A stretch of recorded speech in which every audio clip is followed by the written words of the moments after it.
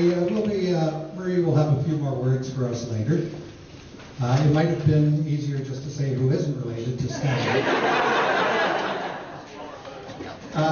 But we're going to start now, and we're going to invite Tabor Mayor Ray Bryan up to give you a welcome and to say a few words. And once again, I really want to thank Ray for coming to this event. Well, thank you, Bob. And good afternoon, ladies and gentlemen, distinguished guests, friends and family. Marie, we have this poll here. You did an awesome job of introducing all of your family. Very, very touching. And, it's always a good sign when you come to an event and all of the tables and chairs are filled up and you keep adding more tables and adding more chairs, so that Marie shows you that, all the things that you continue to do not only for family but in the community is certainly very well received. But ladies and gentlemen, for those of you that really, I know that you were presented with a lot of information here today in form of a little pamphlet, but I'm just going to narrow it down somewhat for you. The Diamond Jubilee Medal was created to celebrate the 60th anniversary of Her Majesty Queen Elizabeth II's accession to the throne as Queen of England and therefore Canada's Queen.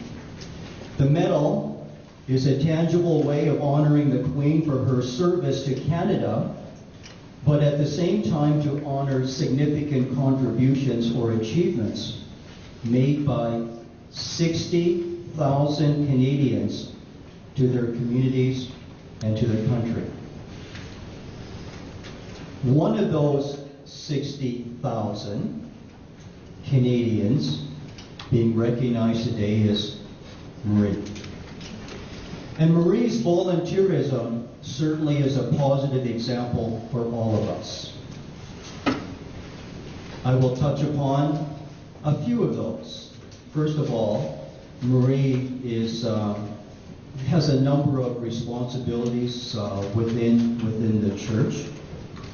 She is one that likes to visit those in hospital or in extended care, and she even finds time to sing in the choir. That's probably her downtime. And then there's the Tabor and District Adult Learning. She has served as a volunteer tutor, and she also continued on to do some private tutoring in Purple Springs. Then we have the Catholic Women's League, the CWL. Marie is, very busy with, particularly with the catering years ago, but continues on with bake sales and helping out with lunches for funerals and those kinds of things. And we always know that the men need, quite a bit of support, and Marie is always there to help with different activities going on with the Knights of Columbus, and you zero in on Cornfest, and we know that men can't cut tomatoes straight and do all those kinds of things. So Marie is always there to lend a helping hand. And it could go on, and just another one, which is most important, because I know that societies such as the Red Cross and Cancer and Kidney, the Kidney Foundation, they're always looking for volunteers, and they've had to try and alter the way they do things. But to have an individual such as Marie get involved with those organizations certainly has been a real plus. And so, ladies and gentlemen, Marie is kind of like a Duracell battery. She just kind of keeps going and going and going, and that is most impressive. In addition to all of those above, and that's just, I'm sure that's just a tip of the iceberg, but Marie has touched the lives of countless individuals who are partially sighted, blind, or deafblind. Marie has been an active volunteer for the Canadian National Institute for the Blind for almost 29 years, and that's quite a commitment. Acting as a facilitator for the support group in Tabor. This group provides information that allows individuals to have confidence to retain their independence and to meet the challenges of significant vision loss. Marie has remained a constant and an active presence in this group throughout the years and continuing to volunteer today. Marie, on behalf of myself, council, and the citizens of Tabor, we would like to extend congratulations to you in receiving the Queen Elizabeth II Diamond Jubilee Medal. It's individuals such as you that make this area such a great place to grow, to live, to work, and to visit. Congratulations to you. Thank you.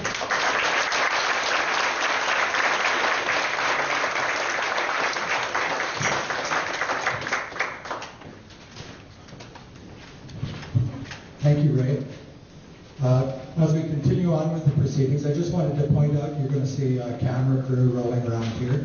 The camera crew's from Accessible Media Incorporated, a national broadcasting organization that, if you check channel 888 for Shaw, and probably in about 10 days or so, you'll see a national story on this event.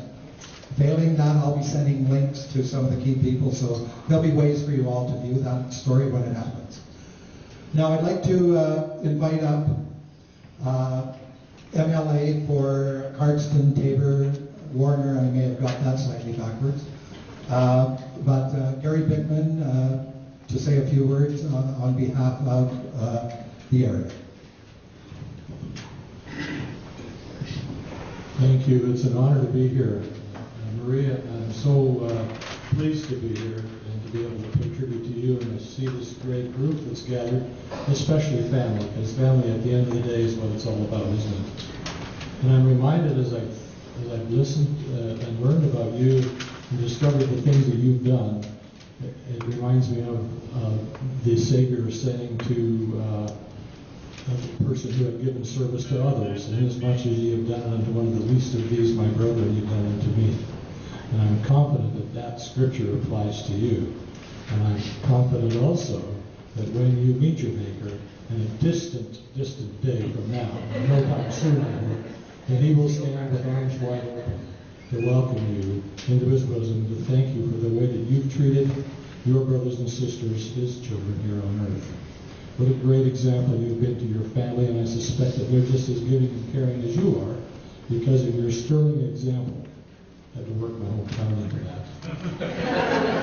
Oh, and by the way, Bob, when I'm in Tabor, I always say I'm the MLA for Tabor, Warner, and Cardston. But anyway, I hope you have a special day and really enjoy yourself. And this honor is certainly well deserved, and I can't imagine anybody more worthy of receiving. Congratulations.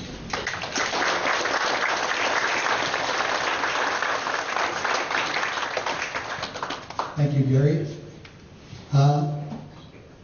We've got a slight alteration to your program as things happen late in the day. Now I'd like to invite up the District Governor for the Lions, Sharon West. She's going to say a few words. The Lions have been very connected to the family, and certainly Lions throughout the world are very connected to the concerns and the challenges of vision loss. So, here's Sharon. I feel very humbled today to be in the presence of this wonderful lady, Marie, and her family, and her friends. We have a bit of a history, both the Lions and the Lioness, with Marie.